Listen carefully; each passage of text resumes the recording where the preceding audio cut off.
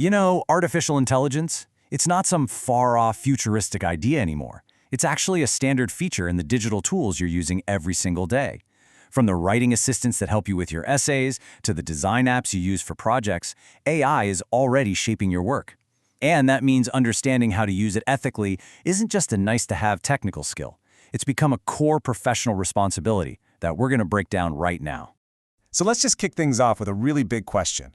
We know AI is already influencing your work, probably way more than you even realize. But the real question is, are you in control of it? This whole idea of user responsibility, of you being in the driver's seat, is exactly what we're going to be exploring.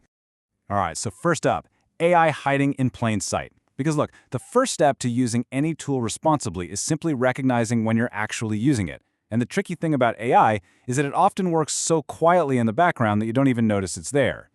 I mean, just think about your daily routine. When your phone suggests the next word to type in a text, yep, that's AI. When a search engine doesn't just match keywords but actually understands the meaning behind what you're asking, that's AI too.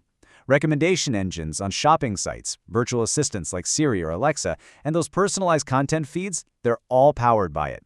These things work so smoothly, we often just take them for granted. Okay, and this right here, this is the absolute core idea you've got to get. AI suggestions, they feel instant and automatic, but they are not neutral facts, not even close. What you're seeing is the end result of an algorithm that has found patterns in massive, and I mean massive, amounts of data. The system is making a calculated best guess about what you want to see, and that guess is totally shaped by its programming and the data it learned from. And that's why spotting it is so important. The moment you realize AI is involved, you can switch from just passively accepting whatever it gives you to actively evaluating it. It means you can start asking the tough questions, check for accuracy, look for potential biases, and make a real choice about whether to accept, change, or just flat out reject what it offers. It's how you stay in control of your own work. Okay, so that naturally leads us into our next section. We want to use AI as a tool, right? But being a good craftsperson means knowing your tool inside and out. And that includes knowing both its incredible power and its very real limits. And this lays out a really critical trade-off. On the one side, AI is fantastic for things like brainstorming ideas, creating outlines, or summarizing long documents. It can be a massive productivity boost. But, and this is a big but, on the flip side, it's also known for producing vague wording, straight-up incorrect facts, and super generic results that don't have any real insight. It can help with the process for sure, but it can't and shouldn't replace your own critical thinking. And this all kind of boils down to one critical question. We're always chasing speed and efficiency, right?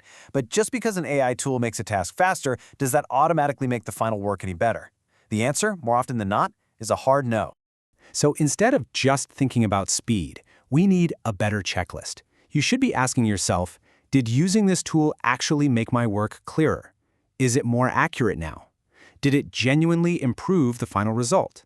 And maybe the most important one, did I still use my own brain and apply my own judgment? In any professional setting, quality and accuracy will always beat pure speed. All right, this brings us to what might be the single most important skill you can develop in the age of AI, what we call the verification habit. The rule is simple. You must treat anything an AI generates as a first draft, period. It is never, ever a finished, polished, final product. So what do we actually mean by that? Well, the verification habit is the deliberate, conscious practice of hitting the pause button to evaluate what an AI just gave you. It means you're checking the facts against sources you know are reliable, you're looking for what context might be missing, and you're actively hunting for potential bias before you even think about using that content.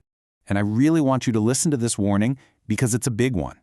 AI can generate text that sounds incredibly confident, super professional. It can create designs that look clean and perfect. But that polished style has absolutely zero connection to how reliable it is.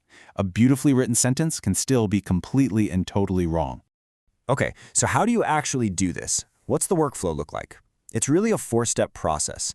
Step 1, check any important facts against a primary, reliable source. Step 2, compare that result with at least one other trustworthy source. Triangulate your info. Step 3, review the tone, the wording, the level of detail. Is it actually appropriate for your audience? And finally, step 4, revise it. Make it your own. Make sure it reflects your judgment and your voice. This is just best practice for being a responsible creator. Okay, so all of this, recognizing AI, using it as a tool, verifying its output, it all builds up to our final and maybe most important section, your ethical responsibility. Having the technical skill is one thing, but it's useless if it's not paired with professional standards for how you do your work. Think of these 4 pillars as the non-negotiable rules of the road for any digital work you do. Privacy, protect sensitive data, and know what data your apps are collecting. Honesty, don't ever pass off someone else's work or an AI's work as your own. This is huge for academic and professional integrity. Ownership, respect copyright. And attribution, if you borrow an idea, a quote, or an image, you always give credit. These rules are non-negotiable, especially when AI is in the mix. All right, let's make this real. Let's look at a case study. So meet Noah. He's using an AI tool to help him summarize an article and get some ideas for a presentation. This is a super common, totally practical way to use these tools. But here's where it gets interesting. Because Noah has that good verification habit we talked about, he doesn't just trust the summary. He compares it to the original article. And what does he find? A huge problem. The summary completely left out a key limitation mentioned in the article and even suggested a visual that was pretty misleading. The output looked good, but it was dangerously flawed. So what's the move here? Does he just copy and paste? No way. He gets to work, he revises the text himself, he corrects the error, he ditches that misleading image, and he adds the proper attribution. In other words, he takes complete responsibility for the final product. The AI gave him a starting point, but his own judgment and integrity finished the job. And that whole story really just boils down to this one central idea. If you remember one thing from this entire explainer, make it this. AI can absolutely support good work, but it should never, ever be allowed to replace your own human judgment.